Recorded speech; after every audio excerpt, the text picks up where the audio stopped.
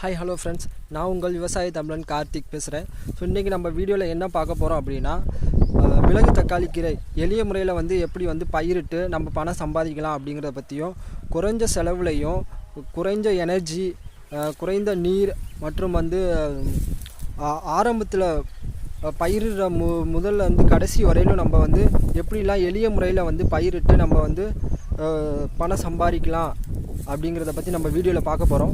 So வாங்க வீடியோக்குள்ளே போகலாம்.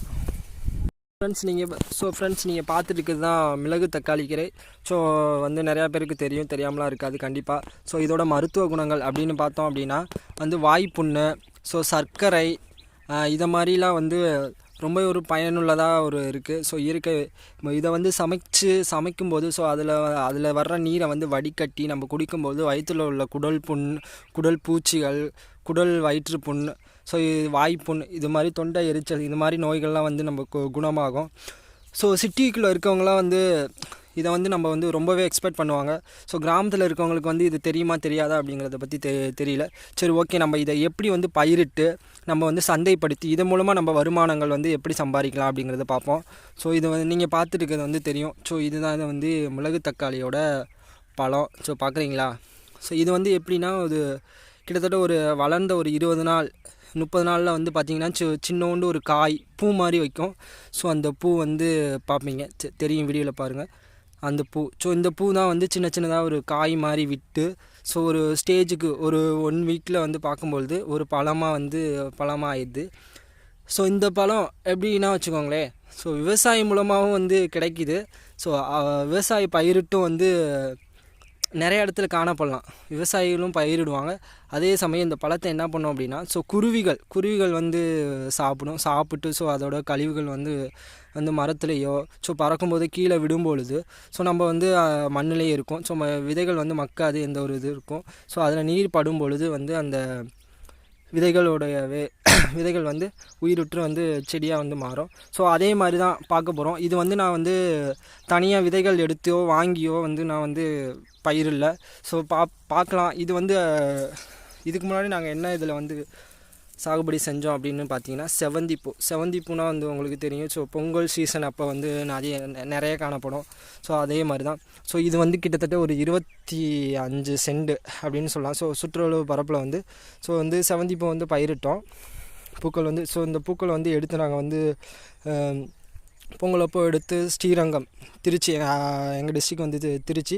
ஸோ ஸ்ரீரங்கத்துக்கு வந்து கொண்டுட்டு போய் ஸோ அங்கே வந்து சந்தைப்படுத்தி வந்து விற்பாங்க. ஸோ ஓகே, இருக்கலாம், அதெல்லாம் ஒரு பக்கம் இருக்கட்டும். ஸோ இது வந்து இப்போ வந்து அந்த சீசன் வந்து முடிஞ்சிருச்சு. ஓகே, இப்போ வந்து மிளகு தக்காளி கீரை ஸோ பார்க்கலாம். உங்களுக்கு அப்படியே ஒரு ஸ்லோ மோஷனில் காமிக்கிறேன்.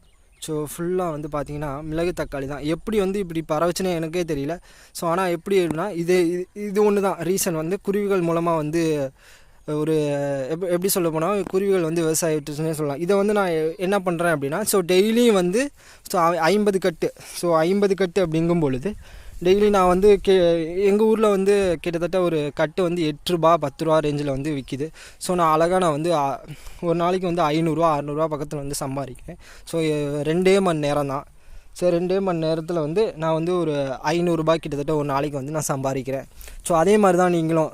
இதுக்கு வந்து நான் வந்து பெரும் கஷ்டப்படல. நான் விதைகள் எடுத்தோ ஸோ பயிரிட்டோ அதுக்கு தண்ணியோ உரமிட்டோ மறந்தடிச்சோ எந்த ஒரு செலவுகளுமே பண்ணல.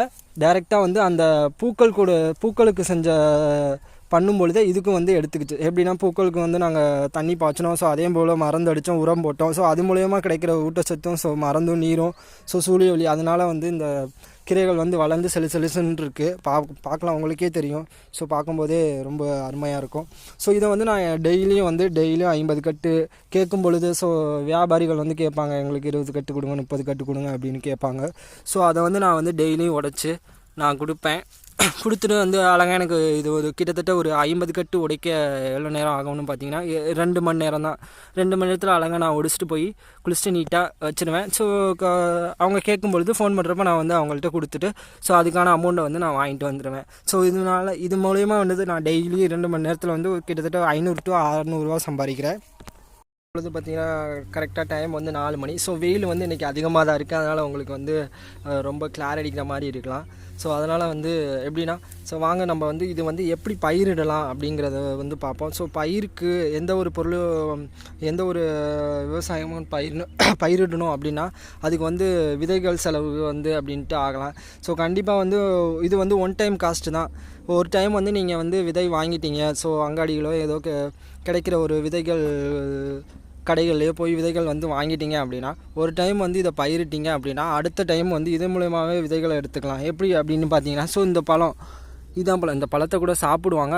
அது மட்டும் இல்லாமல் இந்த இதோட காய்களாக இருக்கும்போதே இந்த காய்களை பறித்து வந்து வத்தல் போட்டு விற்பாங்க. ஸோ வத்தல் வந்து 1 கிலோ எவ்வளோ அப்படின்னு பார்த்தீங்கன்னா 300 ரூபா அப்படின்ற ஒரு ரேஞ்சில் இருக்கும். ஸோ குழம்புகள் வந்து ரொம்பவே வந்து சுவையாகவும் இருக்கும், ஸோ மருத்துவ குணமாகவும் இருக்கும்.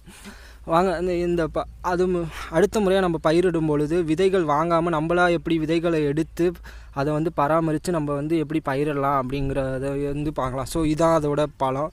ஸோ அந்த பழத்தை வந்து நீங்கள் எடுத்து வந்து ஒரு டப்பா பாக்ஸில் வந்து சேவ் பண்ணிடுங்க.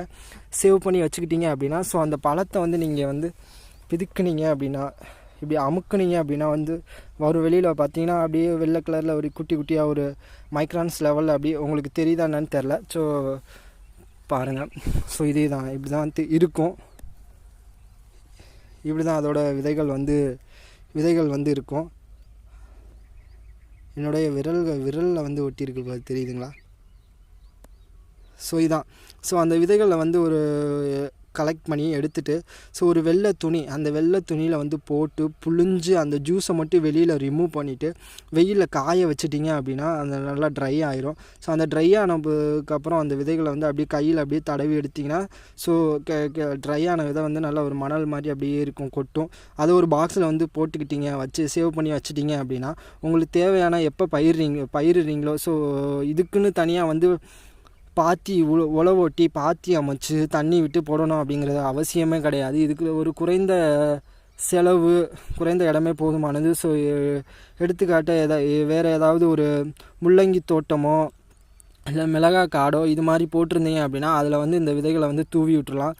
தூவிடும் பொழுது பரவல்ல அதுவாகவே முளைச்சிடும். நீங்களாக பயிரிடுவீங்க, ஒரு பாத்தி போட்டு அந்த விதைகளை விடுறீங்க அப்படின்னா ரொம்ப அடர்த்தியாக வரும். ரொம்ப நெருக்க வரும் பொழுது பார்த்திங்கன்னா அந்த தண்டினுடைய ஊக்கம் வந்து இப்படி தான் இருக்கும், ரொம்ப மெல்லிஸாக இருக்கும். அதே வந்து பரவலாக விடும் பொழுது ஸோ ஒரு ஒருங்கிணைந்த ஒரு வேறு பயிரிட்ட ஒரு இடத்துல வந்து நீங்கள் விடும் பொழுது அப்படின்னு பார்த்தீங்கன்னா ஸோ அதோட தண்டு பார்த்திங்கன்னா இப்படி வரும். ஸோ இப்படி வரும் பொழுது பார்த்திங்கன்னா அப்படி வரும் பொழுதும் இலைகள் வந்து நல்லா பெருசாக இருக்கும்.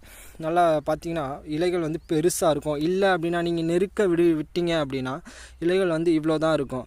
ஸோ அதனால் நம்ம வந்து கட்டு அதாவது கட்டு கணக்கு தான் சொல்லுவாங்க. கட்டு வந்து நம்ம வந்து கட்டு அப்படிங்கிறது ஒரு கைப்பிடி அளவு, என்னோடய ஒரு கையை வச்சு பார்த்தீங்கன்னா மடக்குனீங்க அப்படின்னா உங்களோட ஆர்ம்ஸ் வந்து எந்த அளவுக்கு இருக்கோ அதான் ஒரு கட்டு அப்படின்னு சொல்லுவாங்க, உங்களுக்கு தெரியும். ஸோ அது மாதிரி தான் இருக்கும். ஸோ அதனால் நமக்கு வந்து கட்டு அவ்வளோவா விழாது. நீங்கள் வந்து வேறு ஒரு பயிரிட்ட ஒரு இடத்துலையோ நம்ம இது மாதிரி பண்ணுவீங்க அப்படின்னா கலக்க விழும் பொழுது நம்மளுக்கு நல்ல மொத்தமான தண்டுடைய ஒரு கீரைகளாகவும் நல்ல கீரையாகவும் கிடைக்கும். அது மூலமாக நமக்கு வந்து அதிக கட்டும் கிடைக்கும். ஸோ அது மூலயமா வந்து நம்ம அதிக பணம் வந்து சம்பாதிக்கலாம். இப்பொழுது பார்த்திங்கன்னா கரெக்டாக டைம் வந்து 4 மணி. ஸோ வெயில் வந்து இன்றைக்கி அதிகமாக தான் இருக்குது, அதனால் உங்களுக்கு வந்து ரொம்ப கிளார் அடிக்கிற மாதிரி இருக்கலாம். ஸோ அதனால் வந்து எப்படின்னா ஸோ வாங்க நம்ம வந்து இது வந்து எப்படி பயிரிடலாம் அப்படிங்கிறத வந்து பார்ப்போம். ஸோ பயிருக்கு எந்த ஒரு பொருளும் எந்த ஒரு விவசாயமும் பயிரிடணும் அப்படின்னா அதுக்கு வந்து விதைகள் செலவு வந்து அப்படின்ட்டு ஆகலாம். ஸோ கண்டிப்பாக வந்து இது வந்து ஒன் டைம் காஸ்ட்டு தான். ஒரு டைம் வந்து நீங்கள் வந்து விதை வாங்கிட்டீங்க, ஸோ அங்காடிகளோ ஏதோ கிடைக்கிற ஒரு விதைகள் கடைகள்லேயே போய் விதைகள் வந்து வாங்கிட்டீங்க அப்படின்னா ஒரு டைம் வந்து இதை பயிரிட்டீங்க அப்படின்னா அடுத்த டைம் வந்து இது மூலயமாவே விதைகளை எடுத்துக்கலாம். எப்படி அப்படின்னு பார்த்தீங்கன்னா ஸோ இந்த பழம் இதான் பழம், இந்த பழத்தை கூட சாப்பிடுவாங்க. அது மட்டும் இல்லாமல் இதோட காய்களாக இருக்கும்போதே இந்த காய்களை பறித்து வந்து வத்தல் போட்டு விற்பாங்க. ஸோ வத்தல் வந்து 1 கிலோ எவ்வளோ அப்படின்னு பார்த்தீங்கன்னா 300 ரூபா அப்படின்ற ஒரு ரேஞ்சில் இருக்கும். ஸோ குழம்புகள் வந்து ரொம்பவே வந்து சுவையாகவும் இருக்கும், ஸோ மருத்துவ குணமாகவும் இருக்கும். வாங்க அது அடுத்த முறையாக நம்ம பயிரிடும் பொழுது விதைகள் வாங்காமல் நம்மளாக எப்படி விதைகளை எடுத்து அதை வந்து பராமரித்து நம்ம வந்து எப்படி பயிரிடலாம் அப்படிங்கிறத வந்து பார்க்கலாம். ஸோ இதான் அதோட பழம். ஸோ அந்த பழத்தை வந்து நீங்கள் எடுத்து வந்து ஒரு டப்பா பாக்ஸில் வந்து சேவ் பண்ணிடுங்க. சேவ் பண்ணி வச்சுக்கிட்டீங்க அப்படின்னா ஸோ அந்த பழத்தை வந்து நீங்கள் வந்து பிதுக்குனீங்க அப்படின்னா இப்படி அமுக்குனீங்க அப்படின்னா வந்து ஒரு வெளியில் பார்த்தீங்கன்னா அப்படியே வெள்ளை கலரில் ஒரு குட்டி குட்டியாக ஒரு மைக்ரான்ஸ் லெவலில் அப்படியே உங்களுக்கு தெரியுதா என்னன்னு தெரில. ஸோ பாருங்கள். ஸோ இதே தான் இப்படி தான் வந்து இருக்கும். இப்படி தான் அதோட விதைகள் வந்து இருக்கும். என்னுடைய விரலில் வந்து ஒட்டியிருக்கு தெரியுதுங்களா? ஸோ இதான். ஸோ அந்த விதைகளில் வந்து ஒரு கலெக்ட் பண்ணி எடுத்துகிட்டு ஸோ ஒரு வெள்ளை துணி, அந்த வெள்ளை துணியில் வந்து போட்டு புழிஞ்சு அந்த ஜூஸை மட்டும் வெளியில் ரிமூவ் பண்ணிவிட்டு வெயிலில் காய வச்சிட்டிங்க அப்படின்னா அந்த நல்லா ட்ரை ஆயிரும். ஸோ அந்த ட்ரை ஆனதுக்கப்புறம் அந்த விதைகளை வந்து அப்படியே கையில் அப்படியே தடவி எடுத்திங்கன்னா ஸோ ட்ரை ஆன விதை வந்து நல்லா ஒரு மணல் மாதிரி அப்படியே இருக்கும், கொட்டும்.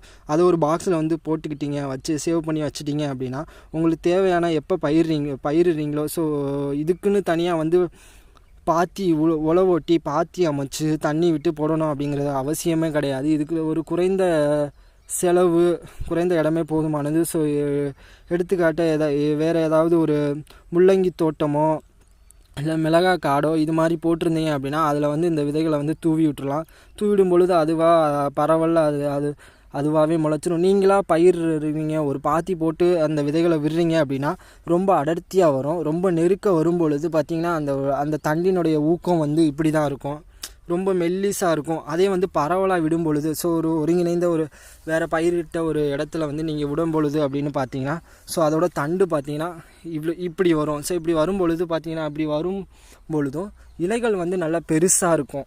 நல்லா பார்த்திங்கன்னா இலைகள் வந்து பெருசாக இருக்கும். இல்லை அப்படின்னா நீங்கள் நெருக்க விட்டீங்க அப்படின்னா இலைகள் வந்து இவ்வளோ தான் இருக்கும்.